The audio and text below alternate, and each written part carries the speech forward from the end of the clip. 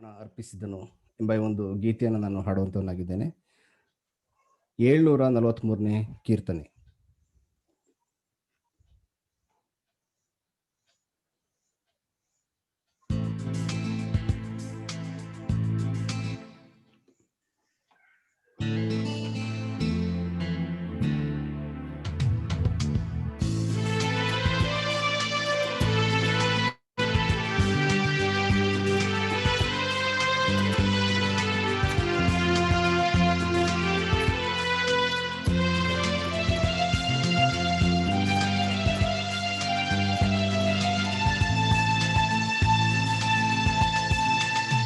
ಯೇಸು ಲೋಕ ರಕ್ಷಕನು, ನಂಬಿದವರ ಕೈ ಬಿಡನು. ನಿನ್ನ ನನ್ನ ರಕ್ಷಿಸಲು ತನ್ನ ಪ್ರಾಣ ಅರ್ಪಿಸಿದನು. ಇದೇ ಸುಪ್ರಸನ್ನ ವೇಳೆ, ಇದುವೇ ರಕ್ಷಣೆಯ ದಿವಸ. ನಾವು ನಂಬಿದರೆ ಕರ್ತನಾದ ಯೇಸು ಸ್ವಾಮಿ ದೈವ ಕೋಪದಿಂದ ಬಿಡಿಸಿ ನಮ್ಮ ಕಾಯುವನು. ಯೆಹೋವನ ದಿನವು ಸಮೀಪಿಸಿತು, ಸಿದ್ಧರಾಗುವ ಆತನ ಸೇರಲು.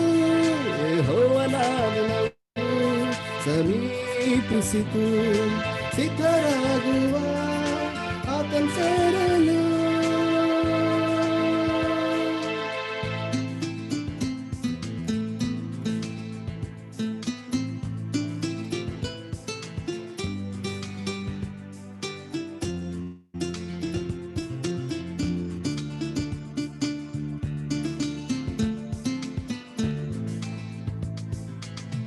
ನಮ್ಮನ್ನು ಪ್ರೀತಿಸಿ ಸ್ವರ್ಗವ ತ್ಯಜಿಸಿದ, ನಿಂದೆಯ ಅವಮಾನವ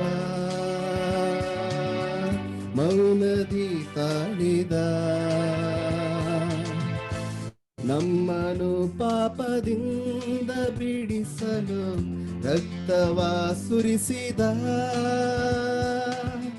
ಶಿಲುಬೆಯ ಮರಣ ತಾಳಿದ ನಮ್ಮ ಬದಲಾಗಿಯೇ. ಯೆಹೋವನ ದಿನವು ಸಮೀಪಿಸಿತು, ಸಿದ್ಧರಾಗುವ ಆತನ ಸೇರಲು. ಯೆಹೋವನ ದಿನವು ಸಮೀಪಿಸಿತು, ಸಿದ್ಧರಾಗುವ ಆತನ ಸೇರಲು.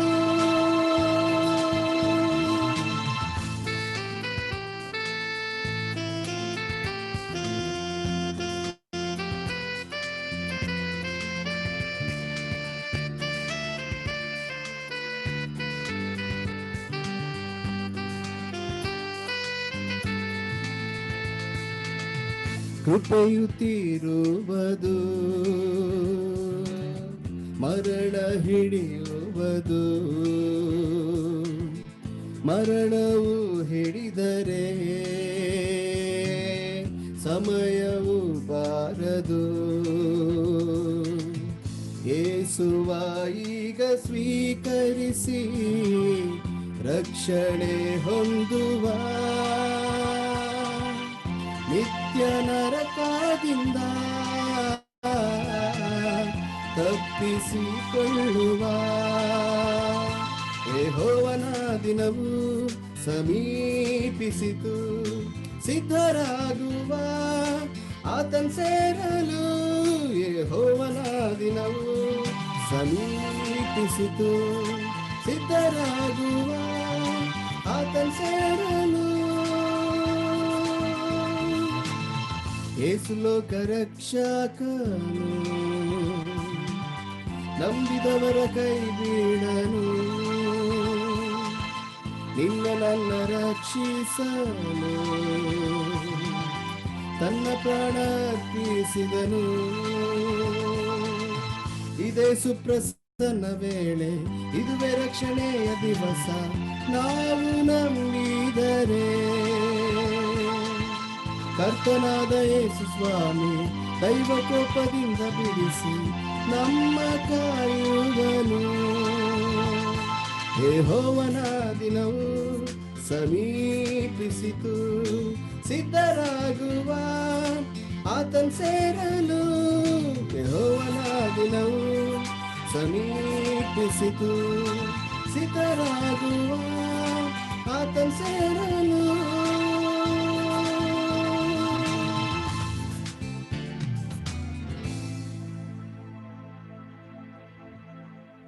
Thank you very much.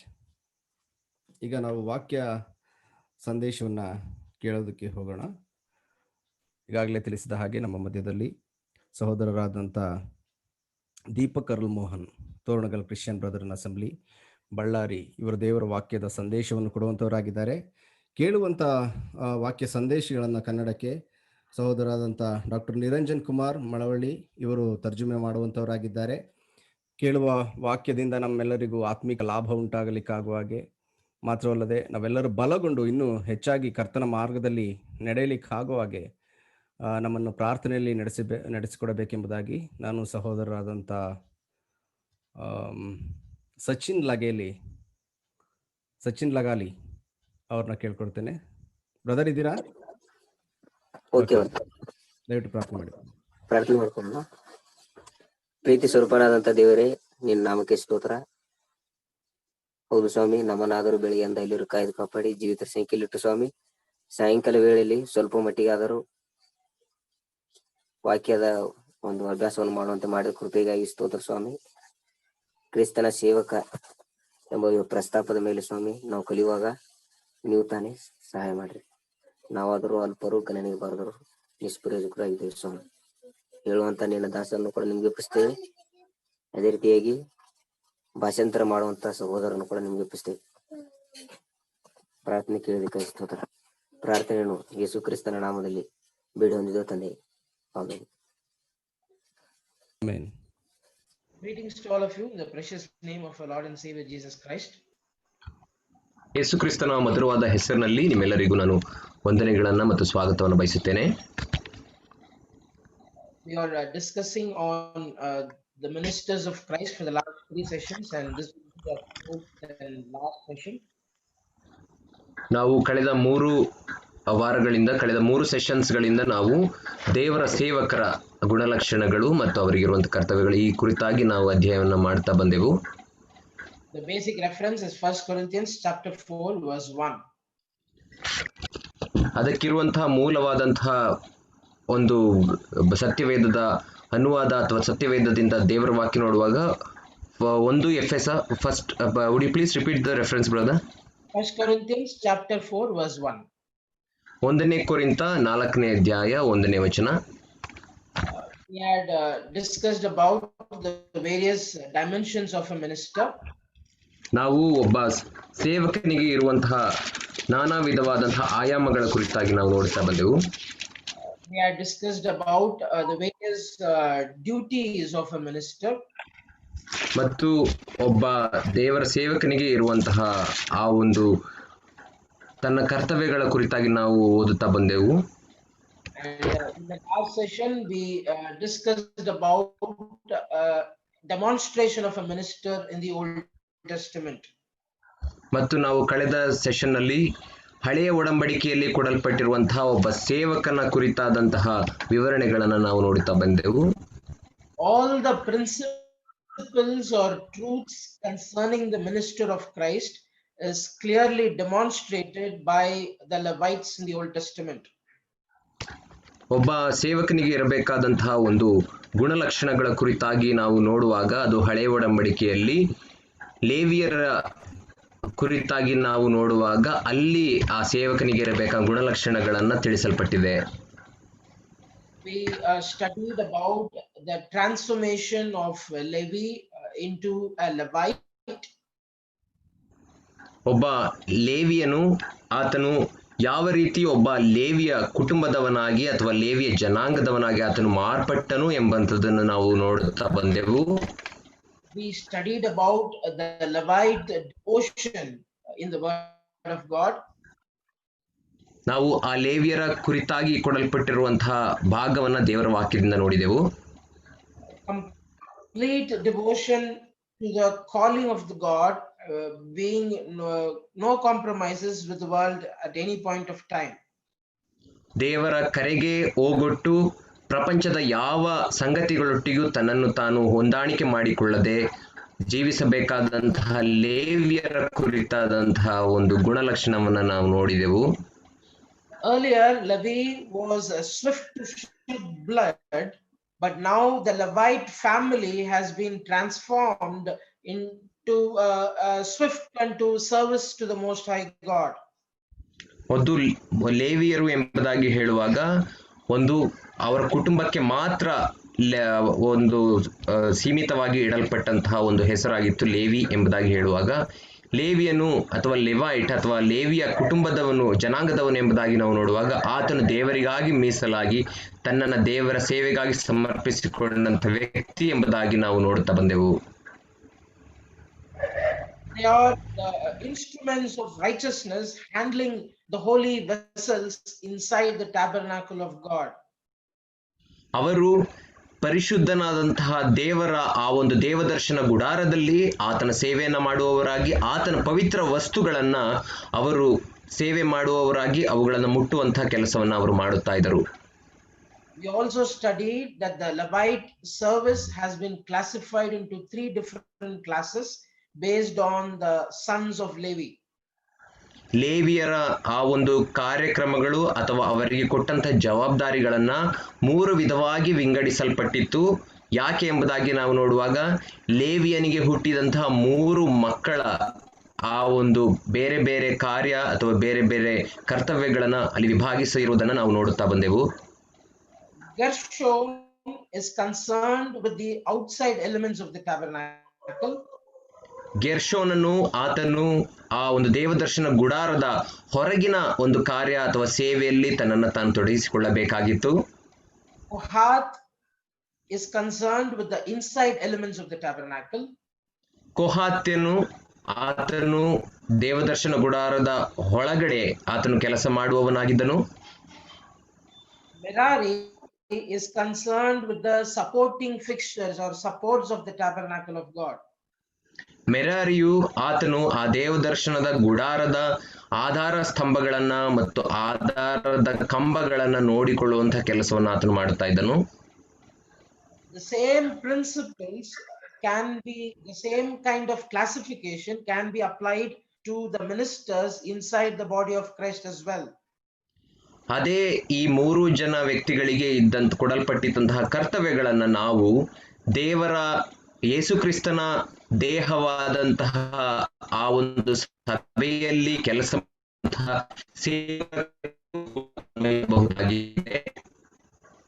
Inside the assembly of God, definitely there will be Gershonites, Kohathites and Merarites. ದೇವರ ಸೇವೆಯಲ್ಲಿ ಮತ್ತು ದೇವರ ಆ ಒಂದು ಸಭೆಯ ಒಳಗಡೆ ಗೆರ್ಷೋನ್ಯರು, ಕೊಹಾತ್ಯರು ಮತ್ತು ಮೆರಾರಿ ಅಂತಹ ಕೆಲಸವನ್ನು ಮಾಡುವಂತಹ ಪ್ರತಿಯೊಬ್ಬ ವ್ಯಕ್ತಿಗಳನ್ನು ನಾವು ನೋಡಬಹುದಾಗಿದೆ. It is extremely important for Gershonites to maintain his strangership to the outside world. ಗೆರ್ಷೋನ್ಯರಿಗೆ ಇರಬೇಕಾದಂತಹ ಪ್ರಾಮುಖ್ಯವಾದ ಗುಣಲಕ್ಷಣ ಏನು ಎಂಬುದಾಗಿ ನಾವು ನೋಡುವಾಗ ಹೊರಗಿನ ಪ್ರಪಂಚದೊಟ್ಟಿಗೆ ಆತನು ಯಾವುದೇ ಹೊಂದಾಣಿಕೆ ಇಲ್ಲದವನಾಗಿ ಅಪರಿಚಿತನ ಹಾಗೆ ಇರಬೇಕು. Kohathites have to maintain the union or assembly with Christ himself. ಕೊಹಾತ್ಯರು ಅವರು ಕ್ರಿಸ್ತನ ದೇಹದೊಟ್ಟಿಗೆ ಅಥವಾ ಕ್ರಿಸ್ತನೊಟ್ಟಿಗೆ ತಮ್ಮನ್ನ ತಾವು ಹೊಂದಾಣಿಕೆ ಮಾಡಿಕೊಂಡವರಾಗಿ ಅವರು ಜೀವಿಸಬೇಕು. And just like Merarites, the people in the assembly have to bear the entire burden of the assembly over their shoulders. ಮೆರಾರಿಯರಿ ಮಾಡುತ್ತಾ ಇದ್ದ ಹಾಗೆ ಸಭೆಯಲ್ಲಿಯೂ ಕೂಡ ಕೆಲವು ವ್ಯಕ್ತಿಗಳು ಆ ಒಂದು ಸಭೆಯ ಭಾರವನ್ನು ಹೊರುವವರಾಗಿ ಅವರು ಜೀವಿಸಬೇಕಾಗಿದೆ. We also discussed about the various ministers who can be categorized into these service classes as well.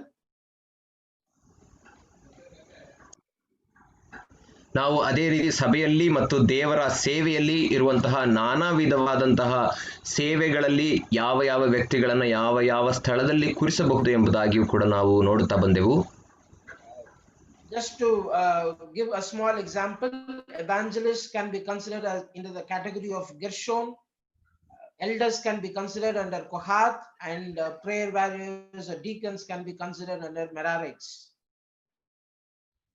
ಉದಾಹರಣೆಯನ್ನು ನಾವು ನೋಡಬೇಕಾದರೆ ಸುವಾರ್ಥ ಸೇವಕರನ್ನ ನಾವು ಗೆರ್ಷೋನ್ಯರೊಟ್ಟಿಗೆ ಹೋಲಿಸಬಹುದಾಗಿದೆ ಮತ್ತು ಸಭಾ ಹಿರಿಯರನ್ನ ನಾವು ಕೊಹಾತ್ಯರೊಟ್ಟಿಗೆ ಹೋಲಿಸಬಹುದಾಗಿದೆ ಮತ್ತು ಸಭಾ ಸೇವಕರು ಅಥವಾ ಡೀಕನ್ಸ್ಗಳನ್ನು ನಾವು ಮೆರಾರಿಯವರೊಟ್ಟಿಗೆ ಹೋಲಿಸಬಹುದಾಗಿದೆ.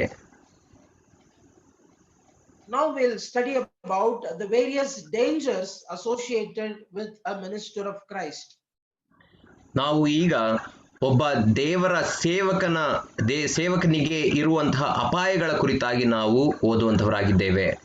We'll turn to the book of Jude and we'll read verse 11.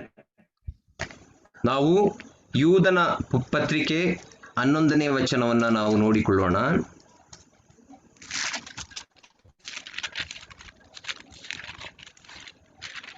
ಯೂದನ ಪತ್ರಿಕೆ 11ನೇ ವಚನ. ಅವರ ಗತಿಯನ್ನು ಏನು ಹೇಳಲಿ? ಇವರು ಕಾಯಿನನ ಮಾರ್ಗವನ್ನು ಹಿಡಿದವರು, ದ್ರವ್ಯ ಸಂಪಾದನೆಗೋಸ್ಕರ ಬಿಳಾಮನ ಭ್ರಾಂತಿಯಲ್ಲಿ ಪೂರ್ಣವಾಗಿ ಮುಳುಗಿದವರು, ಕೋರಹನಂತೆ ಎದುರು ಮಾತುಗಳನ್ನಾಡಿ ನಾಶವಾಗಿ ಹೋಗತಕ್ಕವರು ಆಗಿದ್ದಾರೆ. Yes, three different aspects or three different warnings are mentioned in this verse. ಈ ಯೂದನ ಪತ್ರಿಕೆಯ 11ನೇ ವಚನದಲ್ಲಿ 3 ವಿಧವಾದಂತಹ ಎಚ್ಚರಿಕೆಗಳನ್ನ ಕೊಡಲ್ಪಟ್ಟಿದೆ. Way of Cain, error of Balaam, and gainsaying of Korah. ಕಾಯಿನನ ದುರ್ಮಾರ್ಗವನ್ನು ಹಿಡಿದವರು ಮತ್ತು ಬಿಳಾಮನ ಹಾಗೆ ದ್ರವ್ಯ ಸಂಪಾದನೆಯ ಭ್ರಾಂತಿಯಲ್ಲಿ ಬಿದ್ದವರು ಮತ್ತು ಕೋರಹನಂತೆ ಎದುರು ಮಾತನಾಡಿ ನಾಶವಾಗುವಂತವರು. ಈ 3 ವ್ಯಕ್ತಿಗಳನ್ನ ಇಲ್ಲಿ ಕೊಟ್ಟಿದೆ.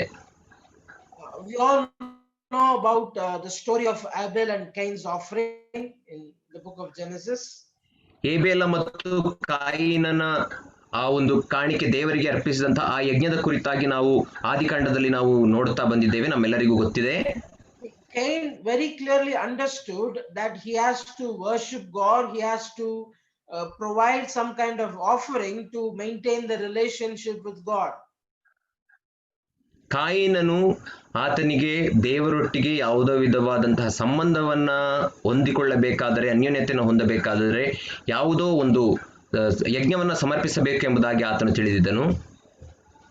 But he failed to understand that the atonement of his sin can only be done through blood sacrifice.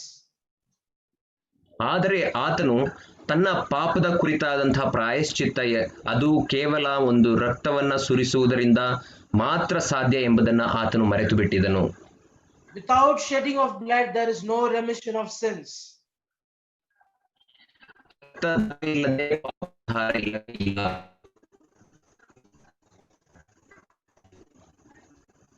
Abel offered the firstlings of his flock as a sacrifice unto the Lord. ಆದರೆ ಏಬೇಲನು ತನ್ನ ಒಂದು ಮಂದೆಯಿಂದ ದೇವರಿಗೆ ಮೆಚ್ಚುಗೆಯಾದಂತಹ ಪ್ರಥಮ ಫಲವನ್ನ ಆತನಿಗೆ ಒಪ್ಪಿಸಿದನು. But instead of the blood sacrifice, Cain offered the firstlings of the ground unto God as a service, as a sacrifice. ಕಾಯಿನನು ಏಬೇಲನ ಹಾಗೆ ದೇವರಿಗೆ ಮೆಚ್ಚುಗೆಯಾದಂತಹ ರಕ್ತಧಾರೆ ಮಾಡುವಂತಹ ಯಜ್ಞವನ್ನ ಸಮರ್ಪಿಸುವ ಬದಲು ತಾನು ಬೆಳೆದಂತಹ ಆತನ ಹೊಲದ ಪ್ರಥಮ ಫಲವನ್ನ ದೇವರಿಗೆ ಸಮರ್ಪಿಸಿದನು. So the failure is clear understanding of the truth of God. ಇಲ್ಲಿ ಕಾಯಿನನ್ನು ಸೋತಿರುವಂತಹ ವಿಷಯ ಯಾವುದೆಂಬುದಾಗಿ ನಾವು ನೋಡುವಾಗ ದೇವರ ವಾಕ್ಯವನ್ನ ಸರಿಯಾಗಿ ಅಥವಾ ಸ್ಪಷ್ಟವಾಗಿ ಅರ್ಥ ಮಾಡಿಕೊಳ್ಳುವುದರಲ್ಲಿ ಆತನು ತಪ್ಪಿದ್ದನು. If we relate this to the tribe of Levi, ನಾವು ಈ ಒಂದು ಸಂಗತಿಯನ್ನ ಲೇವಿಯ ಆ ಒಂದು ಸಂತಾನಕ್ಕೆ, ಲೇವಿಯ ಕುಟುಂಬಕ್ಕೆ ಹೋಲಿಸುವುದಾದರೆ this warning is directly addressed to Merarites. ಈ ಒಂದು ಎಚ್ಚರಿಕೆಯ ಮಾತು ಅದು ಮೆರಾರಿಯರಿಗೆ ಹೇಳಲ್ಪಟ್ಟಿರುವಂತದ್ದಾಗಿದೆ. Merarites are responsible for leading the people of Israel under the direction of pillar of cloud or pillar of fire. ಮೆರಾರಿಯರು ಇಸ್ರಾಯೇಲರನ್ನ ಆ ಒಂದು ದೇವರ ಆ ಒಂದು ಅಗ್ನಿಸ್ತಂಭ ಅಥವಾ ಮೇಘಸ್ತಂಭದ ಅಡಿಯಲ್ಲಿ ಸರಿಯಾದ ಮಾರ್ಗದರ್ಶನವನ್ನ ಮಾಡಿ ನಡೆಸುವಂತಹ ಜವಾಬ್ದಾರಿ ಅವರಿಗೆ ಇತ್ತು. Whenever the pillar of cloud or pillar of fire moves, ಒಂದು ಅಗ್ನಿಸ್ತಂಭ ಅಥವಾ ಮೇಘಸ್ತಂಭ ಯಾವಾಗ ಅದು ಚಲಿಸುತ್ತದೋ, Merarites are the first people who would be carrying the support tabernacle over their shoulders and move in the direction of the pillars. ಮೆರಾರಿಯರು ಪ್ರಪ್ರಥಮವಾಗಿ ಅವರು ದೇವದರ್ಶನ ಗುಡಾರದ ಆ ಒಂದು ಆಧಾರ ಕಂಬಗಳನ್ನ ಮತ್ತು ಸ್ತಂಭಗಳನ್ನ ಹೊತ್ತುಕೊಂಡು ಅವರು ಮುನ್ನಡೆಯುವಂತವರಾಗಿದ್ದರು. Only when the tabernacle moves, the people of Israel follow in the direction of the tabernacle. ಮೆರಾರಿಯರು ಆ ಒಂದು ದೇವದರ್ಶನ ಗುಡಾರದ ಕಂಬಗಳನ್ನು ಹೊತ್ತವರಾಗಿ ದೇವದರ್ಶನ ಗುಡಾರವು ಮುಂದೆ ಹೋದಾಗ ಅವರನ್ನ ಹಿಂಬಾಲಿಸುವವರಾಗಿ ಇಸ್ರಾಯೇಲರು ಹೋಗುತ್ತಾ ಇದ್ದರು. There may be many routes to reach a particular place. ಒಂದು ನಿರ್ದಿಷ್ಟವಾದಂತಹ ಸ್ಥಳವನ್ನ ತಲುಪಲಿಕ್ಕೆ ನಾನಾ ವಿಧವಾದಂತಹ ಮಾರ್ಗಗಳು ಅಥವಾ ನಾನಾ ವಿಧವಾದಂತಹ ದಾರಿಗಳು ಇರಬಹುದು. But it is important to follow the path of God in reaching that place. ಆದರೆ ಆ ಸ್ಥಳವನ್ನ ಸರಿಯಾಗಿ ತಲುಪಲಿಕ್ಕೆ ದೇವರು ತೋರಿಸಿದಂತಹ ಮಾರ್ಗದಲ್ಲಿ ಹೋಗುವುದೇ ಅತ್ಯಂತ ಪ್ರಾಮುಖ್ಯವಾದದ್ದು. Oh, it is the responsibility of the Merarites to lead the assembly in according to the path of God. ಈ ಮೆರಾರಿಯರ ಜವಾಬ್ದಾರಿ ಏನಾಗಿತ್ತು ಎಂಬುದಾಗಿ ನಾವು ನೋಡುವಾಗ ದೇವರ ಸಭೆಯನ್ನ ದೇವರ ಮಾರ್ಗದಲ್ಲಿ ಸರಿಯಾಗಿ ನಡೆಸುವಂತದ್ದೇ ಅವರ ಜವಾಬ್ದಾರಿ. Woe unto them if they go in the way of Cain. ಅವರು ಒಂದು ವೇಳೆ ಕಾಯಿನನ ಮಾರ್ಗವನ್ನು ಹಿಡಿದವರಾಗಿ ಹೋಗುವುದಾದರೆ ಅವರ ಗತಿಯನ್ನು ಏನು ಹೇಳಬಹುದು? It is extremely important to understand the direction, understand the way of God for the assembly. ಆದ್ದರಿಂದ ದೇವರ ಮಾರ್ಗವನ್ನ ದೇವರು ತೋರಿಸುವಂತ ನಿರ್ದೇಶವನ್ನ ದೇವರ ಸಭೆಗಾಗಿ ಅರ್ಥ ಮಾಡಿಕೊಳ್ಳುವಂಥದ್ದು ಮೆರಾರಿಯರ ಕರ್ತವ್ಯವಾಗಿದೆ. We'll move on to the second warning here. ನಾವು ಎರಡನೆಯ ಎಚ್ಚರಿಕೆಗೆ ಮುಂದೆ ಹೋಗೋಣ. Error of Balaam. ಬೀಳಾಮನ ಆ ಒಂದು ತಪ್ಪು ಎಂಬುದಾಗಿ ನಾವು ನೋಡ್ತೇವೆ. Numbers chapter 22, we can understand the entire story. ನಾವು just a minute. Numbers chapter 22 verse 5, we can read that also. Chapter 2, brother. Chapter 22. Sorry. Aranya Kanda 22ನೇ ಅಧ್ಯಾಯ 4ನೇ ವಚನದಲ್ಲಿ ನಾವು ಓದಿಕೊಳ್ಳೋಣ.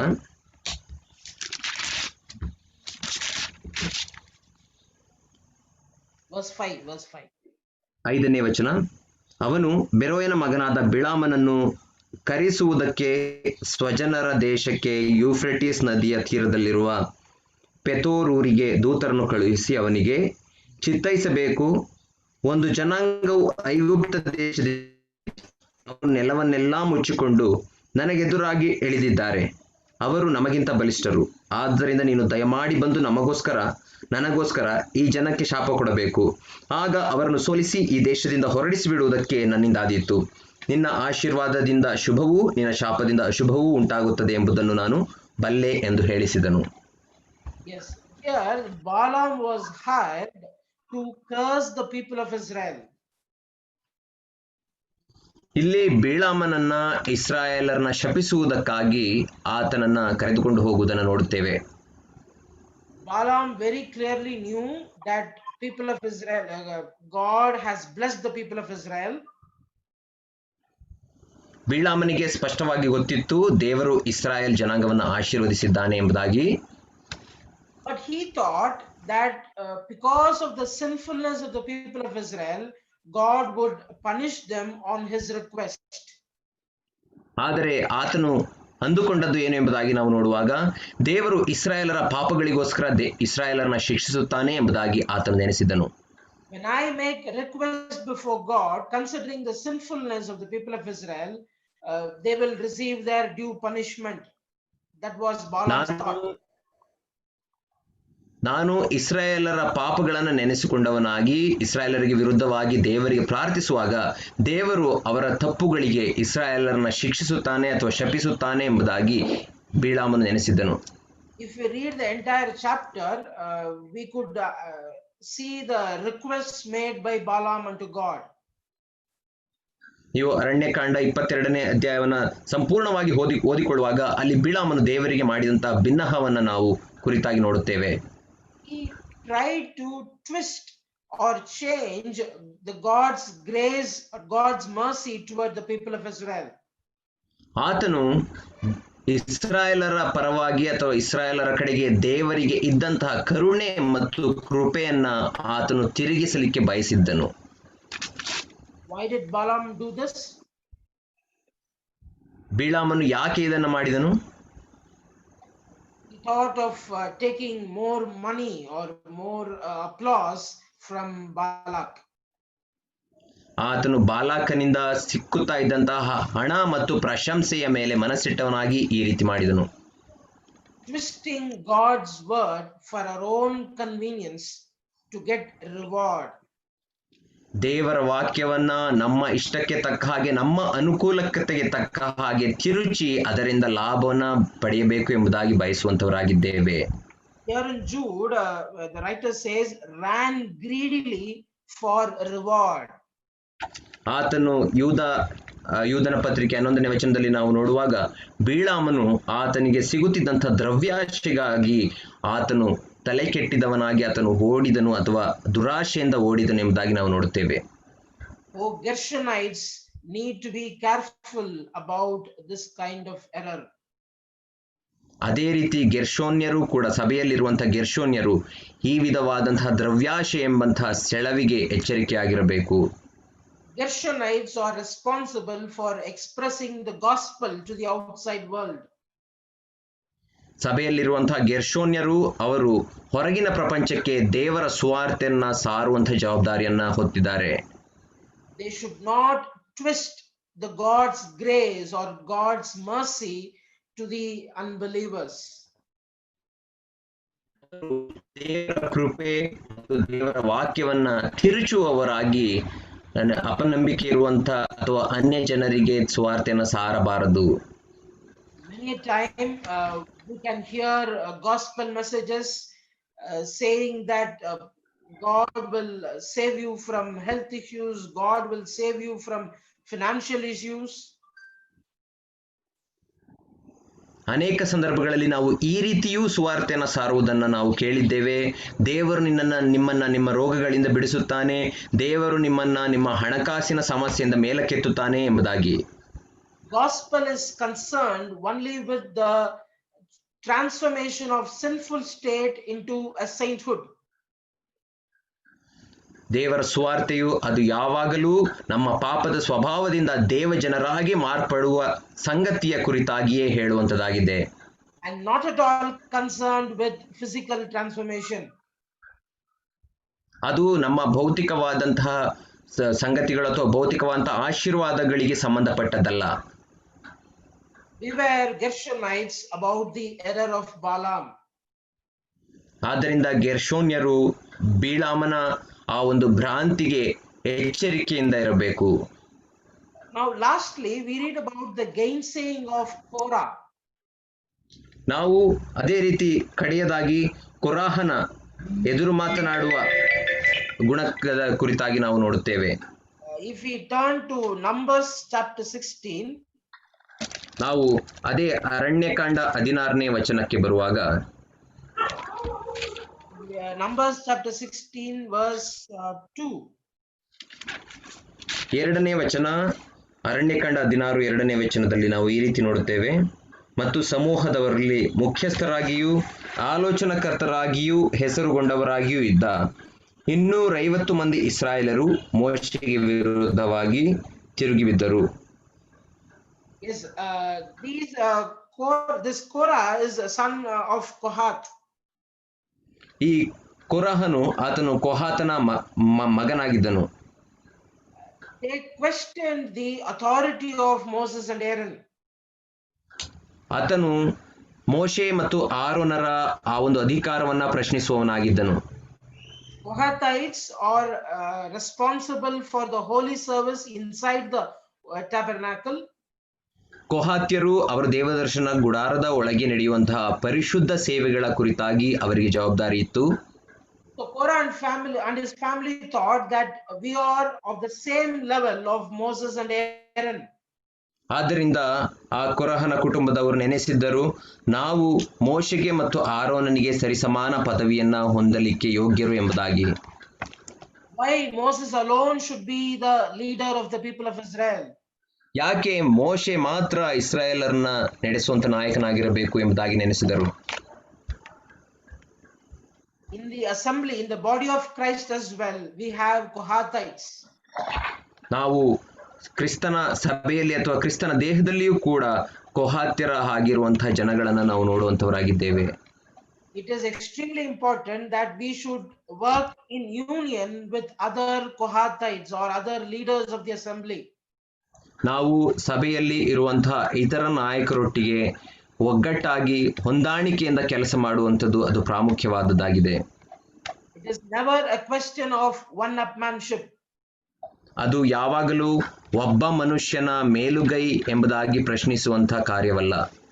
We should not question the authority bestowed upon other believers by Lord himself.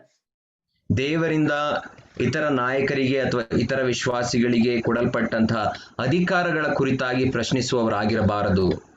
So this is about the warning of a gainsaying of Korah. ಕೊರಹನ ಆ ಒಂದು ಭ್ರಮೆಯ ಕುರಿತಾದಂತಹ ಎಚ್ಚರಿಕೆಯೇ ಇದಾಗಿದೆ. Jude very clearly writes these three warnings to the three classes of ministers inside the assembly of God. ಯೂದನು ಈ ಒಂದು ಮೂರು ವಿಧವಾದಂತಹ ಎಚ್ಚರಿಕೆಗಳನ್ನ ಆತನು ಅತ್ಯಂತ ಸ್ಪಷ್ಟವಾಗಿ ಬರೆಯುವಂತವನಾಗಿರುತ್ತಾನೆ. ಸಭೆಯ ಒಳಗಡೆ ಇರುವಂತಹ ಮೂರು ವಿಧವಾದಂತಹ ಮೂರು ಗುಂಪಿನ ಜನರನ್ನ ಕುರಿತಾಗಿ. Woe unto them if they follow the way of Cain, if they follow the error of Balaam, or if they follow the gainsaying of Korah. ಅವರ ಗತಿಯನ್ನು ಏನು ಹೇಳಲಿ? ಕಾಯಿನನ ಮಾರ್ಗವನ್ನು ಹಿಡಿದವರು, ದ್ರವ್ಯ ಸಂಪಾದನೆಗೋಸ್ಕರ ಬೇಳಾಮನ ಭ್ರಾಂತಿಯಲ್ಲಿ ಪೂರ್ಣವಾಗಿ ಮುಳುಗಿದವರು, ಕೋರಹನಂತೆ ಎದುರು ಮಾತುಗಳನ್ನಾಡಿ ನಾಶವಾಗಿ ಹೋಗತಕ್ಕವರು ಆಗಿದ್ದಾರೆ ಎಂಬುದಾಗಿ ಹೇಳುತ್ತಾನೆ. Very often we face challenges based on these three dangers. ಈ ಒಂದು ಮೂರು ಅಪಾಯಗಳೇ ನಮಗೆ ಅನೇಕ ಸಂದರ್ಭದಲ್ಲಿ ಸವಾಲುಗಳನ್ನ ಒಡ್ಡುವಂತವುಗಳಾಗಿವೆ. But it is extremely important that we follow the God's heart and God's path for the assembly of God. ನಾವು ದೇವರ ಸಭೆಗಾಗಿ ದೇವರ ಮಾರ್ಗವನ್ನ ದೇವರ ದಾರಿಯಲ್ಲಿ ನಡೆಯುವಂಥದ್ದು ಅತ್ಯಂತ ಪ್ರಾಮುಖ್ಯವಾದದ್ದಾಗಿದೆ. If we have the same kind of Levite devotion in our personal life, in our church life, we could easily overcome these dangers. ನಾವು ಲೇವಿಯರಿಗೆ ಇದ್ದ ಹಾಗೆ ನಮ್ಮ ವೈಯಕ್ತಿಕ ಜೀವಿತದಲ್ಲಿ ಮತ್ತು ಸಭಾ ಜೀವಿತದಲ್ಲಿ ದೇವರಿಗಾಗಿ ನಾವು ಭಕ್ತಿ ಉಳ್ಳವರಾಗಿರುವುದಾದರೆ ಇಂತಹ ಎಲ್ಲ ಸವಾಲುಗಳನ್ನ ಧೈರ್ಯವಾಗಿ ಎದುರಿಸಲಿಕ್ಕೆ ಶಕ್ತರಾಗುತ್ತೇವೆ. We will move on to the next topic, diadems of a minister, diadems or crowns. ನಾವು ಮುಂದಕ್ಕೆ ಹೋಗುವಂತವರಾಗಿರುತ್ತೇವೆ. ಒಬ್ಬ ಸೇವಕನಿಗೆ ಕೊಡಲ್ಪಡುವಂತಹ ಕಿರೀಟಗಳ ಕುರಿತಾಗಿ ನಾವು ನೋಡುತ್ತೇವೆ. We turn to Deuteronomy. ನಾವು ಧರ್ಮೋಪದೇಶ ಕಾಂಡಕ್ಕೆ ನಮ್ಮ ಸತ್ಯವೇದವನ್ನ ತಿರುಗಿಸೋಣ. Chapter 33, 33ನೇ ಅಧ್ಯಾಯ verses 8 to 11. 8ನೇ ಅಧ್ಯಾಯದಿಂದ 8ನೇ ವಚನದಿಂದ 11ನೇ ವಚನದವರೆಗೆ. ಯೆಹೋವನೇ, ಅವರ ಆಸ್ತಿಯನ್ನು ವೃದ್ಧಿಪಡಿಸು, ಅವರ ಸೇವೆಯು ನಿನಗೆ ಸಮರ್ಪಕವಾಗಿರಲಿ. ಅವರಿಗೆ ವಿರೋಧವಾಗಿ ಬರುವವರ ನಡುವನ್ನು ಮುರಿದು ಅವರ ವೈರಿಗಳು ಪುನಃ ಶ್ವಾಸ ಬಿಡದಂತೆ ಮಾಡು. Sorry, as 8 to 11 is it brother? Yeah, 8 to 11. I think you read 11th verse. Yeah. 8ರಿಂದ ಓದಿಕೊಳ್ಳೋಣ. ಲೇವಿ ಕುಲದ ವಿಷಯದಲ್ಲಿ ಹೀಗಂದನು, ಯೆಹೋವನೇ, ನಿನ್ನ ನಿರ್ಣಯವನ್ನು ತಿಳಿಸುವ ಊರೀಮ್ ತಮ್ಮೀಮ್ ಎಂಬ ವಸ್ತುಗಳು ನಿನ್ನ ಭಕ್ತರಾದ ಇವರ ವಶದಲ್ಲಿ ಉಂಟಷ್ಟೇ. ನೀನು ಮಸ್ಸದಲ್ಲಿ ಅವರನ್ನು ಪರೀಕ್ಷಿಸಿದೆಯಲ್ಲ. ಮೆರೀಬದಲ್ಲಿ ನೀರು ಹೊರಟ ಸ್ಥಳದ ಹತ್ತಿರ ಅವರೊಡನೆ ವಿವಾದ ಮಾಡಿದಿ. ಅವರು ನಿನ್ನ ನಿಬಂಧನೆಯನ್ನು ಕೈಕೊಳ್ಳುವವರ ತಾಯಿಯ ತಂದೆಗಳ ಪರಿಚಯವಿಲ್ಲವೆಂದು ಅಣ್ಣ ತಮ್ಮಂದಿರನ್ನು ಅರಿಯು, ಸ್ವಂತ ಮಕ್ಕಳನ್ನು ಗುರುತಿಲ್ಲವೆಂದು ಹೇಳಿಬಿಟ್ಟರಲ್ಲ. ಅವರು ಯಾಕೋಬ್ ವಂಶದವರಿಗೆ ನಿನ್ನ ನಿರ್ಣಯಗಳನ್ನು ತಿಳಿಸುವರು. ಇಸ್ರಾಯೇಲರಿಗೆ ನಿನ್ನ ಧರ್ಮಶಾಸ್ತ್ರವನ್ನು ಕಲಿಸು. ನಿನ್ನ ಸನ್ನಿಧಿಯಲ್ಲಿ ಧೂಪ ಹಾಕುವರು. ನಿನ್ನ ಯಜ್ಞವೇದಿಯ ಮೇಲೆ ಸರ್ವಾಂಗ ಹೋಮಗಳನ್ನು ಸಮರ್ಪಿಸುವರು. ಯೆಹೋವನೇ, ಅವರ ಆಸ್ತಿಯನ್ನು ವೃದ್ಧಿಪಡಿಸು. ಅವರ ಸೇವೆಯು ನಿನಗೆ ಸಮರ್ಪಕವಾಗಿರಲಿ. ಅವರಿಗೆ ವಿರೋಧವಾಗಿ ಬರುವವರ ನಡುವನ್ನು ಮುರಿದು ಅವರ ವೈರಿಗಳು ಪುನಃ ಶ್ವಾಸ ಬಿಡದಂತೆ ಮಾಡು. Yes. Here we read about the 5 different rewards for the Levites. ಇಲ್ಲಿ ಲೇವಿಯರಿಗೆ ದೇವರಿಂದ ಕೊಡಲ್ಪಡುತ್ತಾ ಇದ್ದಂತಹ 5 ವಿಧವಾದಂತಹ ಬಹುಮಾನಗಳ ಕುರಿತಾಗಿ ನಾವು ನೋಡುತ್ತೇವೆ. But before that, if we concentrate on verse 9, we could understand the basic requirement for receiving these diadems. ನಾವು 9ನೇ ವಚನವನ್ನು ನಾವು ನೋಡುವಾಗ ಈ ಎಲ್ಲಾ ಆಶೀರ್ವಾದಗಳನ್ನ ಅಥವಾ ಈ ಕಿರೀಟಗಳನ್ನ ನಾವು ಹೊಂದಿಕೊಳ್ಳಲಿಕ್ಕೆ ಇರಬೇಕಾದಂತಹ ಪ್ರಾಮುಖ್ಯವಾದಂತಹ ಒಂದು ಅವಶ್ಯಕತೆ ಅಥವಾ ಯೋಗ್ಯತೆಗಳ ಕುರಿತಾಗಿ ನೋಡುತ್ತೇವೆ. Who said unto his father, unto his mother, I have not seen him? ಯಾರಾದರೂ ತನ್ನ ತಂದೆಗೆ ತಾಯಿಗೆ ಪರಿಚಯವಿಲ್ಲವೆಂದು ಹೇಳಿಕೊಳ್ಳುವವನಾದರೆ, I do not know about my father or mother, I do not know about my own family, about my brethren, but I know only the Lord and his calling. ನಾನು ನನ್ನ ತಂದೆ ತಾಯಿಗಳ ಕುರಿತಾಗಲಿ, ನನ್ನ ಕುಟುಂಬದವರ ಕುರಿತಾಗಲಿ, ನನ್ನ ಸಹೋದರ ಸಹೋದರಿಯರ ಕುರಿತಾಗಲಿ ಯಾವ ಅರಿವೂ ಇಲ್ಲದವನಾಗಿದ್ದುಕೊಂಡು ನನ್ನ ಸಂಬಂಧ ಕೇವಲ ದೇವರೊಟ್ಟಿಗಿದೆ ಎಂಬುದಾಗಿ ನಾವು ಹೇಳುವವರಾಗಿದ್ದರೆ, Earlier we discussed in Exodus chapter 32 the complete devotion of the Levites.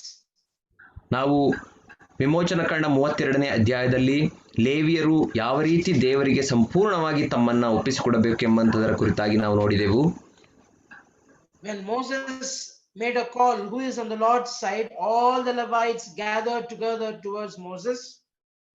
ಮೋಶೆಯು ದೇವರ ಕಡೆಗೆ ಯಾರಿದ್ದೀರಿ ಬನ್ನಿ ಎಂಬುದಾಗಿ ಆತನು ಕರೆಯುವಾಗ ಎಲ್ಲಾ ಲೇವಿಯರು ಮೋಶೆಯ ಕಡೆಗೆ ಬರುವುದನ್ನು ನಾವು ಅಲ್ಲಿ ನೋಡಿದೆವು.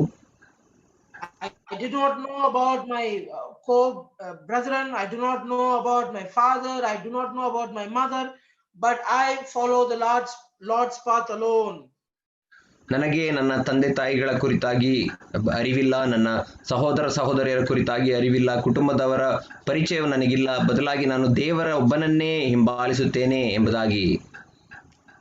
If we have such kind of devotion in our assembly, then the following blessings will be shared for a minister of Christ. ಇಂತಹ ಒಂದು ಯೋಗ್ಯತೆ, ಇಂತಹ ಮನೋಭಾವ ಉಳ್ಳವರಾಗಿ ನಾವು ಸೇವೆಯಲ್ಲಿ ನಮ್ಮನ್ನು ತೊಡಗಿಸಿಕೊಳ್ಳುವಾಗ ಇಲ್ಲಿ ಹೇಳಲ್ಪಟ್ಟಿರುವಂತಹ 5 ವಿಧವಾದಂತಹ ಆಶೀರ್ವಾದಗಳು ನಮ್ಮ ಜೀವಿತದಲ್ಲಿ ನಮಗೆ ಬರುವಂತದ್ದಾಗಿರುತ್ತದೆ. Firstly, they shall teach Jacob and thy judgments. ಅವರು ಮೊದಲನೇದಾಗಿ ಯಾಕೋಬನಿಗೆ ನಿನ್ನ ಧರ್ಮಶಾಸ್ತ್ರವನ್ನ ಬೋಧಿಸುವವರು ಎಂಬುದಾಗಿ ನಾವು ನೋಡುತ್ತೇವೆ. Yes, the Levites have given a huge responsibility of being teachers of the law unto the people of Israel. ಲೇವಿಯರಿಗೆ Israel ಜನಾಂಗಕ್ಕೆ ಬೋಧಿಸಬೇಕು ಎಂಬಂತಹ ಅತ್ಯಂತ ಪ್ರಾಮುಖ್ಯವಾದಂತಹ ಜವಾಬ್ದಾರಿ ಮೊದಲನೇದಾಗಿ ಕೊಡಲ್ಪಟ್ಟಿತ್ತು. They are the people who will be able to show the Lord himself or the character of the Lord to the people of Israel. ಅವರು ಇಸ್ರಾಯೇಲ್ ಜನರಿಗೆ ದೇವರ ಗುಣಲಕ್ಷಣಗಳು ಅಥವಾ ಆತನ ಶಕ್ತಿ ಅಥವಾ ದೇವರ ಲಕ್ಷಣ ಏನಾಗಿದೆ ಎಂಬುದಾಗಿ ನೇರವಾಗಿ ತಿಳಿಸುವಂತವರಾಗಿದ್ದರು. Oh, even as we being ministers of Christ, it is our responsibility to show forth Christ to the assembly. ನಾವು ದೇವರ ಸೇವಕರಾಗಿದ್ದುಕೊಂಡು ದೇವರ ಗುಣಲಕ್ಷಣಗಳನ್ನ, ಆತನ ಒಂದು ಗುಣವನ್ನ ಸಭೆಗೆ ತಿಳಿಸುವಂಥದ್ದು ನಮ್ಮೆಲ್ಲರ ಜವಾಬ್ದಾರಿಯಾಗಿದೆ. We should be able to teach about Christ, show forth Christ in our personal life so that the church would see that and get edified. ನಾವು ಕ್ರಿಸ್ತನನ್ನ ಸಭೆಗೆ ಬೋಧಿಸುವವರಾಗಿ ಮತ್ತು ನಮ್ಮ ವೈಯಕ್ತಿಕ ಜೀವಿತಗಳಲ್ಲಿ ಕ್ರಿಸ್ತನನ್ನ ಬಿಂಬಿಸುವವರಾಗಿ ಸಭೆಯ ಅಭಿವೃದ್ಧಿ ಮತ್ತು ಸಭೆಯನ್ನ ಆತ್ಮೀಕವಾಗಿ ಮೇಲಕ್ಕೆತ್ತುವವರಾಗಿರಬೇಕು. Verse 10, second portion, we read, they shall burn incense, put incense. ನಾವು 10ನೇ ವಚನದ 2ನೇ ಭಾಗದಲ್ಲಿ ನಾವು ನೋಡುವಾಗ ನಿನ್ನ ಸನ್ನಿಧಿಯಲ್ಲಿ ಧೂಪ ಹಾಕುವವರು ಎಂಬುದಾಗಿ ನಾವು ನೋಡುತ್ತೇವೆ. Yes, it is worshipping God. ಅದರ ಅರ್ಥ ದೇವರನ್ನ ಆರಾಧಿಸುವಂಥದ್ದು. If I am more closer to God, if I understand God still better, then I will be turned to being a worshipper. ನಾನು ದೇವರ ಗುಣಲಕ್ಷಣಗಳನ್ನ ಸರಿಯಾಗಿ ಅರ್ಥ ಮಾಡಿಕೊಂಡವನಾಗಿದ್ದರೆ ದೇವರನ್ನ ಆರಾಧಿಸುವವನು ಆಗಿರುವಂತವನಾಗಿದ್ದೇನೆ. Inside the assembly as well, we as ministers, if we worship God, if we induce other people to worship God as well, then it is a great blessing to us also. ನಾವು ಸಭೆಯ ಒಳಗಡೆ ಇದ್ದವರಾಗಿ ದೇವರನ್ನ ಆರಾಧಿಸುವವರಾಗಿ ಮತ್ತು ಇತರರನ್ನು ದೇವರನ್ನ ಆರಾಧಿಸುವ ಹಾಗೆ ಪ್ರೋತ್ಸಾಹಿಸುವವರಾಗಿದ್ದರೆ ಅದು ನಮಗೆ ಹೆಚ್ಚಿನ ಆಶೀರ್ವಾದವನ್ನ ಕೊಡುವಂತದ್ದಾಗಿದೆ. See, the first two crowns the Levites have. ನಾವು ಇಲ್ಲಿ ನೋಡುವಾಗ ಲೇವಿಯರಿಗೆ ಇದ್ದಂತಹ ಮೊದಲನೇ 2 ಕಿರೀಟಗಳು ಅಥವಾ ಬಹುಮಾನಗಳನ್ನ ನಾವು ನೋಡುವಾಗ They are the teachers of the law, or they show forth God to the people of Israel. ಅವರು ಇಸ್ರಾಯೇಲರಿಗೆ ದೇವರ ನೀತಿ ನಿಯಮಗಳನ್ನ ಮತ್ತು ದೇವರ ಧರ್ಮಶಾಸ್ತ್ರವನ್ನ ಬೋಧಿಸುವಂತಹ ಬೋಧಕರಾಗಿದ್ದರು. And not only that, they also lead the other people of Israel in worshiping God. ಅಷ್ಟು ಮಾತ್ರವಲ್ಲ, ಅವರು ಇಸ್ರಾಯೇಲ್ ಜನರನ್ನ ದೇವರನ್ನ ಆರಾಧಿಸುವುದರಲ್ಲಿ ಅವರು ಮುನ್ನಡೆಸುವಂತವರಾಗಿದ್ದರು. What a wonderful privilege the Levites have been entrusted with. ಎಂತಹ ಸುಂದರವಾದಂತಹ ಜವಾಬ್ದಾರಿ ಲೇವಿಯರಿಗೆ ಕೊಡಲ್ಪಟ್ಟಿದೆ ನೋಡಿ. These things can be done only with the help of the Holy Spirit of God in the body of Christ. ಈ ಕಾರ್ಯಗಳನ್ನು ಮಾಡಲಿಕ್ಕೆ ದೇವರ ಸಭೆಯಲ್ಲಿ ಅಥವಾ ದೇವರ ಮನೆಯಲ್ಲಿ ಪವಿತ್ರಾತ್ಮನ ಸಹಾಯವಿದ್ದರೆ ಮಾತ್ರ ಮಾಡಲಿಕ್ಕೆ ಸಾಧ್ಯ. If I personally follow the path of Christ, if I personally understand the magnificence of God in my life, then only I can lead my assembly along with me. ನಾನು ನನ್ನ ವೈಯಕ್ತಿಕ ಜೀವಿತದಲ್ಲಿ ಕ್ರಿಸ್ತನನ್ನ ಹಿಂಬಾಲಿಸುವವನಾಗಿದ್ದರೆ, ನಾನು ನನ್ನ ವೈಯಕ್ತಿಕ ಜೀವಿತದಲ್ಲಿ ದೇವರ ನೀತಿ ನಿಯಮಗಳನ್ನ ಸರಿಯಾಗಿ ಅರ್ಥ ಮಾಡಿಕೊಂಡವನಾಗಿದ್ದರೆ ಮಾತ್ರ ಸಭೆಯಲ್ಲಿರುವಂತಹ ವಿಶ್ವಾಸಿಗಳನ್ನ ಕೂಡ ಈ ಮಾರ್ಗದಲ್ಲಿ ನಡೆಸಲಿಕ್ಕೆ ಸಾಧ್ಯ. If I do these two things properly, ನಾನು ಈ 2 ಕಾರ್ಯಗಳನ್ನ ಸರಿಯಾಗಿ ಮಾಡುವುದಾದರೆ, verse 11 first part, bless Lord his substance. ನಾವು 11ನೇ ವಚನ ಮೊದಲನೇ ಭಾಗದಲ್ಲಿ ನಾವು ನೋಡುವ ಹಾಗೆ ಅವರ ಆಸ್ತಿಯನ್ನ ವೃದ್ಧಿಪಡಿಸು ದೇವರೇ ಎಂಬುದಾಗಿ ನೋಡುತ್ತೇವೆ. Yes, this is a direct blessing to the people of the Levite tribe. ಇದು ಲೇವಿಯ ಜನಾಂಗದವರಿಗೆ ಇದ್ದಂತಹ ನೇರವಾದಂತಹ ಆಶೀರ್ವಾದ.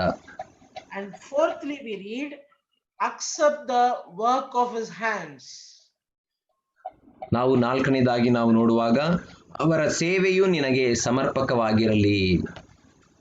Acceptance of all the activities carried out by a minister inside the assembly of God. ದೇವರ ಸಭೆಯಲ್ಲಿ ಮಾಡುವಂತಹ ಎಲ್ಲ ಕಾರ್ಯ ಒಪ್ಪಿತವಾಗಿರುವುದಾಗಿದೆ. And fifthly, smite the people who rise against Levites.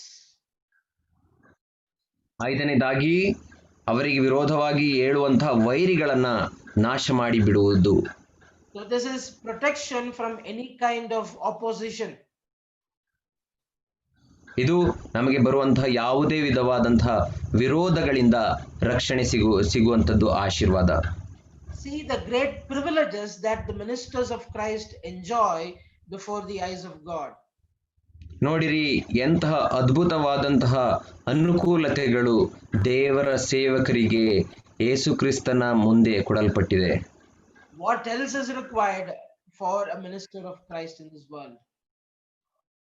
ದೇವರ ಸೇವಕನಿಗೆ ಅಥವಾ ಕ್ರಿಸ್ತನ ಸೇವಕನಿಗೆ ಇನ್ನೇನು ಬೇಕಾಗಿದೆ ಇದಕ್ಕಿಂತ ಹೆಚ್ಚಾಗಿ? But all these things are related to verse 9. ಆದರೆ ಈ ಎಲ್ಲ ಆಶೀರ್ವಾದಗಳು 9ನೇ ವಚನಕ್ಕೆ ಅವು ಹೊಂದಾಣಿಕೆ ಹೊಂದಿದಂತವುಗಳಾಗಿವೆ. If I show forth the same kind of Levite devotion, then I could enjoy these privileges in the Church of Christ. ನಾನು ಲೇವಿಯರು ದೇವರ ಕಡೆಗೆ ತೋರಿಸುತ್ತಾ ಇದ್ದಂತಹ ಭಯ ಭಕ್ತಿ ಮತ್ತು ಸಮರ್ಪಣೆಯನ್ನ ತೋರಿಸುವವನಾದರೆ ನನಗೂ ಕೂಡ ಈ ಎಲ್ಲ ಆಶೀರ್ವಾದಗಳು ದೇವರ ಸಭೆಯಲ್ಲಿ ದೇವರಿಂದ ನಮಗೆ ಕೊಡಲ್ಪಡುವಂಥದ್ದಾಗಿದೆ. We all know that the main objective of a minister of Christ is to be a channel of communication between God and his people. ನಮ್ಮೆಲ್ಲರಿಗೂ ಗೊತ್ತು, ದೇವರ ಸೇವಕನ ಪ್ರಾಮುಖ್ಯವಾದಂತಹ ಒಂದು ಕರ್ತವ್ಯ ಏನಾಗಿದೆ ಎಂಬುದಾಗಿ ನಾವು ನೋಡುವಾಗ ದೇವರಿಗೂ ದೇವ ಜನರಿಗೂ ಒಂದು ಸಂಪರ್ಕವನ್ನು ಸಾಧಿಸುವಂಥದ್ದೇ ನಮ್ಮ ಕರ್ತವ್ಯವಾಗಿದೆ. We have to understand God's heart, and not only that, we have to obey his commands as well. ನಾವು ದೇವರ ಹೃದಯವನ್ನ ಬಲ್ಲವರಾಗಿರುವುದು ಮಾತ್ರವಲ್ಲ, ಆತನ ಆಜ್ಞೆಗಳನ್ನು ಕೂಡ ಕೈಕೊಂಡವರಾಗಿ ಇರಬೇಕು. These are the two main characteristics of a minister of Christ. ಈ ಎರಡು ಪ್ರಾಮುಖ್ಯವಾದ ಗುಣಲಕ್ಷಣಗಳೇ ದೇವರ ಸೇವಕನಿಗೆ ಇರಬೇಕಾದದ್ದು. In order to do this, I need to exhibit the Levite devotion. ಈ ಎರಡು ಗುಣಲಕ್ಷಣಗಳನ್ನು ರೂಢಿಸಿಕೊಳ್ಳಬೇಕಾದರೆ ನಾವು ಲೇವಿಯರು ದೇವರಿಗಾಗಿ ತೋರಿಸಿದಂತಹ ಸಮರ್ಪಣೆಯ ಜೀವಿತವನ್ನ ನಾವು ತೋರಿಸುವವರಾಗಬೇಕು. I only follow Lord's call and nothing else. ನಾನು ದೇವರ ಸ್ವರವನ್ನ ಕೇಳಿ ಆತನನ್ನ ಹಿಂಬಾಲಿಸುವವನಾಗಿದ್ದೇನೆ ಹೊರತು ಬೇರೆ ಯಾವುದನ್ನು ಹಿಂಬಾಲಿಸುವುದಿಲ್ಲ. No compromises with respect to Lord's name and glory. ದೇವರ ಹೆಸರು ಮತ್ತು ದೇವರ ಸೇವೆಯಲ್ಲಿ ನಾನು ಯಾವುದೇ ವಿಧವಾದಂತಹ ಹೊಂದಾಣಿಕೆಯನ್ನ ಹೊರ ಪ್ರಪಂಚದೊಟ್ಟಿಗೆ ಮಾಡಿಕೊಳ್ಳುವುದಿಲ್ಲ. We'll also turn to Ephesians chapter 4. ನಾವು ಹಾಗೆ ಎಫೆಸದವರಿಗೆ ಬರೆದ ಪತ್ರಿಕೆ 4ನೇ ಅಧ್ಯಾಯದ ಕಡೆಗೆ ನಮ್ಮ ಪುಸ್ತಕವನ್ನ ಸತ್ಯವೇದಗಳನ್ನ ತಿರುಗಿಸೋಣ. Ephesians chapter 4, we'll read verses 11 to 14. ನಾವು ಎಫೆಸದವರಿಗೆ ಬರೆದ ಪತ್ರಿಕೆ 4ನೇ ಅಧ್ಯಾಯ 11ನೇ ವಚನದಿಂದ 14ನೇ ವಚನದವರೆಗೆ ಓದಿಕೊಳ್ಳೋಣ. ಆತನು ಕೆಲವರನ್ನು ಅಪೋಸ್ತಲರನ್ನಾಗಿಯೂ, ಕೆಲವರನ್ನು ಪ್ರವಾದಿಗಳನ್ನಾಗಿಯೂ, ಕೆಲವರನ್ನು ಸುವಾರ್ತಿಕರನ್ನಾಗಿಯೂ, ಕೆಲವರನ್ನು ಸಭಾಪಾಲಕರನ್ನಾಗಿಯೂ, ಉಪದೇಶಿಗಳನ್ನಾಗಿಯೂ ಅನುಗ್ರಹಿಸಿದನು. ನಾವೆಲ್ಲರೂ ನಂಬಿಕೆಯಿಂದಲೂ ದೇವಕುಮಾರನ ವಿಷಯವಾದ ಜ್ಞಾನದಿಂದಲೂ ಉಂಟಾಗುವ ಐಕ್ಯವನ್ನು ಹೊಂದಿ ಪ್ರವೀಣತೆಗೆ ಬಂದವರಾಗಿ ಕ್ರಿಸ್ತನ ಪರಿಪೂರ್ಣತೆ ಎಂಬ ಪ್ರಮಾಣವನ್ನು ಮುಟ್ಟುವ ತನಕ ದೇವಜನರನ್ನು ಯೋಗ್ಯ ಸ್ಥಿತಿಗೆ ತರುವ ಕೆಲಸಕ್ಕೋಸ್ಕರವೂ, ಸಭೆಯ ಸೇವೆಗೋಸ್ಕರವೂ, ಕ್ರಿಸ್ತನ ದೇಹವು ಅಭಿವೃದ್ಧಿ ಆಗುವುದಕ್ಕೋಸ್ಕರವೂ ಆತನು ಇವರನ್ನು ಅನುಗ್ರಹಿಸಿದನು. ನಾವು ಇನ್ನು ಮೇಲೆ ಕೂಸುಗಳಾಗಿರಬಾರದು, ದುರ್ಜನರ ವಂಚನೆಗೂ ದುರ್ಬೋಧಕರ ಕುಯುಕ್ತಿಗೂ ಒಳಬಿದ್ದು ನಾನಾ ಉಪದೇಶಗಳಿಂದ ಕಂಗೆಟ್ಟು ಗಾಳಿಯಿಂದ ಅತ್ತಿತ್ತ ನೂಕಿಸಿಕೊಂಡು ಹೋಗುವವರಾಗಿರಬಾರದು. The main purpose of a minister of Christ is the edification of the assembly, as we read over here. ನಾವು ಇಲ್ಲಿ ಓದುವ ಹಾಗೆ ದೇವರ ಸೇವಕನ ಪ್ರಾಮುಖ್ಯವಾದಂತಹ ಗುರಿ ಏನಾಗಿರಬೇಕು ಎಂಬುದಾಗಿ ನಾವು ನೋಡುವಾಗ ದೇವರ ಸಭೆಯನ್ನ ಆತ್ಮೀಕವಾಗಿ ಮೇಲಕ್ಕೆತ್ತುವಂಥದ್ದೇ ಆಗಿರಬೇಕು. What is edification? ಮೇಲೆತ್ತುವ ಆತ್ಮೀಕವಾದಂತಹ ಉಜ್ಜೀವನ ಎಂಬುದಾಗಿ ಹೇಳಿದರೆ ಏನು? In English, if we read, it is in verse 13, till we all come in the unity of the faith and of the knowledge of the Son of God unto a perfect man, unto the measure of the stature of the fullness of Christ. ನಾವು 13ನೇ ವಚನದಲ್ಲಿ English ಬೈಬಲ್ನಲ್ಲಿ ನಾವು ನೋಡುವಾಗ ಎಂಬುದಾಗಿ ಹೇಳಿದರೆ, ನಾವೆಲ್ಲರೂ ನಂಬಿಕೆಯಿಂದಲೂ ದೇವಕುಮಾರನ ವಿಷಯವಾದ ಜ್ಞಾನದಿಂದಲೂ ಉಂಟಾಗುವ ಐಕ್ಯವನ್ನು ಹೊಂದಿ ಪ್ರವೀಣತೆಗೆ ಬಂದವರಾಗಿ ಕ್ರಿಸ್ತನ ಪರಿಪೂರ್ಣತೆ ಎಂಬ ಪ್ರಮಾಣವನ್ನು ಮುಟ್ಟುವ ತನಕ ಎಂಬುದಾಗಿ. Unto the measure of the stature of Christ. ಕ್ರಿಸ್ತನ ಆ ಒಂದು ಪ್ರಮಾಣವನ್ನ ಮುಟ್ಟುವ ತನಕ. I accepted the gospel. I may be in a different state. ನಾನು ದೇವರ ವಾಕ್ಯವನ್ನ ಅಂಗೀಕರಿಸಿಕೊಳ್ಳುವಾಗ ನಾನು ಬೇರೆ ಒಂದು ಪರಿಸ್ಥಿತಿಯಲ್ಲಿ ಇರಬಹುದು. But before I meet the Lord mid-air,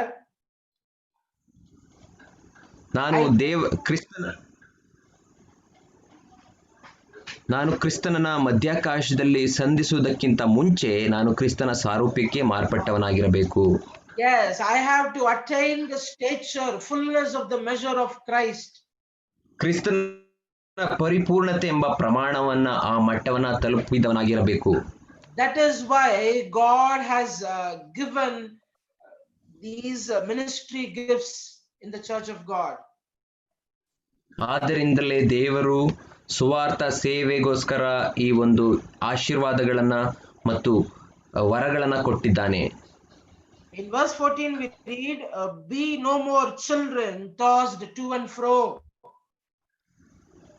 ನಾವು 14ನೇ ವಚನದಲ್ಲಿ ನಾವು ನೋಡುವ ಹಾಗೆ, ಕೂಸುಗಳ ಹಾಗೆ ಅತ್ತಿತ್ತ ನೂಕಿಸಿಕೊಂಡವರ ಹಾಗಿರಬೇಡಿ. It is the only responsibility of a minister of Christ to bring forth edification in the assembly of Christ. ಒಬ್ಬ ದೇವರ ಸೇವಕನ ಪ್ರಾಮುಖ್ಯವಾದಂಥ ಗುರಿ ಏನಾಗಿರಬೇಕೆಂಬುದಾಗಿ ನಾವು ನೋಡುವಾಗ, ಕ್ರಿಸ್ತನ ಸಭೆಯಲ್ಲಿ ಭಕ್ತಿ ವೃದ್ಧಿಯನ್ನ ಉಂಟು ಮಾಡುವುದೇ ಆಗಿರಬೇಕು. If we fail as ministers, the whole assembly will be under pain. Pardon me, brother, would you please repeat it? If we fail as ministers, the whole assembly will be under pain.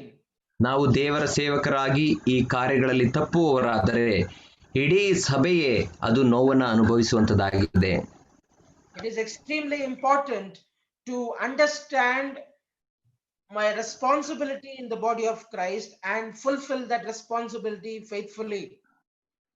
ನಾನು ಕ್ರಿಸ್ತನ ದೇಹದಲ್ಲಿ ಯಾವ ಜವಾಬ್ದಾರಿಯನ್ನ ಹೊಂದಿದ್ದೇನೆ ಮತ್ತು ಆ ಜವಾಬ್ದಾರಿಗಳನ್ನ ಸಮರ್ಪಕವಾಗಿ ಪೂರೈಸುವಂಥದ್ದನ್ನೇ ತಿಳಿದುಕೊಂಡು ಅದನ್ನು ನೆರವೇರಿಸುವುದೇ ನಮ್ಮೆಲ್ಲರ ಕರ್ತವ್ಯವಾಗಿದೆ. I may be a Gershonite, I may be a Kohathite, I may be a Merarite, but I should ನಾನು complete devotion in my church life. ನಾನು ಗೆರ್ಷೋನ್ಯನ ಹಾಗೆ ಅಥವಾ ಕೋಹಾತ್ಯನ ಹಾಗೆ ಅಥವಾ ಮೆರಾರಿಯರ ಹಾಗೆ ನಮಗೆ ಬೇರೆ ಬೇರೆ ಜವಾಬ್ದಾರಿಗಳು ಕೊಡಲ್ಪಟ್ಟಿರಬಹುದು. ಆದರೆ ನಾವೆಲ್ಲರೂ ಆ ಲೇವಿಯರು ದೇವರಿಗೆ ತೋರಿಸಿದಂತಹ ಆ ಸಮರ್ಪಣೆಯ ಜೀವಿತವನ್ನ ನಾವು ಕೂಡ ದೇವರ ಕಡೆಗೆ ತೋರಿಸಬೇಕು. Church as a whole should identify the Gershonites in that assembly, Kohathites in the assembly, and Merarites in the assembly, and the church has to nurture them. ಸಭೆಯು ಮತ್ತು ಸಭೆಯ ವಿಶ್ವಾಸಿಗಳು ಗೆರ್ಷೋನ್ಯರ ಹಾಗೆ ಇರುವಂತಹ ವಿಶ್ವಾಸಿಗಳನ್ನ, ಕೊಹಾತ್ಯರ ಹಾಗೆ ಇರುವಂತವರನ್ನ, ಮೆರಾರಿಯರ ಹಾಗೆ ಇರುವಂತಹ ವ್ಯಕ್ತಿಗಳನ್ನ ಗುರುತು ಹಿಡಿದು ಅವರನ್ನ ಪೋಷಿಸುವವರಾಗಿರಬೇಕು. And in return, these three classes of people should nourish the church for the edification. ಅದಕ್ಕೆ ಪ್ರತ್ಯುತ್ತರವಾಗಿ ಈ ಮೂರು ವಿಧವಾದಂತಹ ವ್ಯಕ್ತಿಗಳು ಸಭೆಯ ವಿಶ್ವಾಸಿಗಳನ್ನ ಮತ್ತು ಸಭೆಯನ್ನ ದೇವರ ಮಹಿಮೆಗಾಗಿ ಅವರು ಪೋಷಿಸುವಂತವರಾಗಿರಬೇಕು. Just as the Levites were joined with the high priest Aaron in their priestly service, ಯಾವ ರೀತಿ ಆ ಮಹಾಯಾಜಕನಾದ ಆರೋನನೊಟ್ಟಿಗೆ ಈ ಲೇವಿಯರು ಆ ಒಂದು ಯಾಜಕ ಸೇವೆಯಲ್ಲಿ ತಮ್ಮನ್ನು ತಾವು ತೊಡಗಿಸಿಕೊಳ್ಳುತ್ತಾ ಇದ್ದಾರೋ, we also as fellow members of the body of Christ should be joined with our great high priest, that is Christ himself. ನಾವು ಕೂಡ ಕ್ರಿಸ್ತನೆಂಬಂತಹ ಆ ದೇಹದ ಅಂಗಗಳಾಗಿದ್ದುಕೊಂಡು ಕ್ರಿಸ್ತನೆಂಬಂತಹ ಮಹಾಯಾಜಕನೊಟ್ಟಿಗೆ ಕೈ ಜೋಡಿಸುವವರಾಗಿ ನಾವು ಒಂದಾಗಿ ಸೇವೆ ಮಾಡುವವರಾಗಿರಬೇಕು. We should understand the God's direction for the assembly. ನಾವು ದೇವರ ನಿರ್ದೇಶನಗಳು ಸಭೆಗೆ ಏನಾಗಿದೆ ಎಂಬಂತದನ್ನು ಅರಿತವರಾಗಿರಬೇಕು.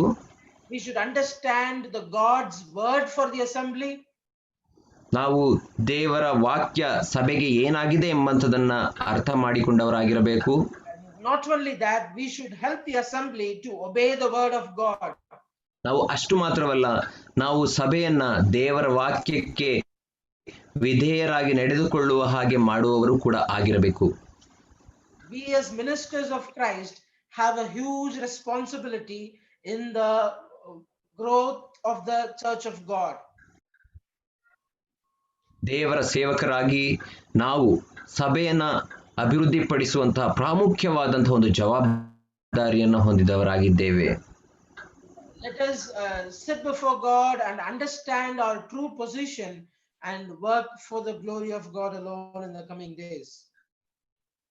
ನಾವು ದೇವರ ಸಾನ್ನಿಧ್ಯದಲ್ಲಿ ಪಾದ ಸನ್ನಿಧಿಯಲ್ಲಿ ಕೂತುಕೊಂಡವರಾಗಿ ದೇವರ ಸಭೆಯಲ್ಲಿ ನಮಗೆ ಯಾವ ಜವಾಬ್ದಾರಿ ಮಾಡಿಕೊಂಡು ನಾವು ರಕ್ಷಿಸಿಕೊಂಡು ಮುಂಬರುವ ದಿನಗಳಲ್ಲಿ ದೇವರ ಸೇವೆಗಾಗಿ ದುಡಿಯುವವರಾಗಿರೋಣ. All believers are ministers of Christ. ಎಲ್ಲಾ ವಿಶ್ವಾಸಿಗಳು ಕ್ರಿಸ್ತನ ಸೇವಕರಾಗಿದ್ದಾರೆ. All are entrusted with the gifts of the Holy Spirit of God. ಎಲ್ಲಾ ವಿಶ್ವಾಸಿಗಳು ಕೂಡ ಪವಿತ್ರಾತ್ಮನ ಆ ಒಂದು ಆತ್ಮೀಕ ವರದಿಂದ ಅಭಿಷೇಕಿಸಲ್ಪಟ್ಟಿದ್ದಾರೆ.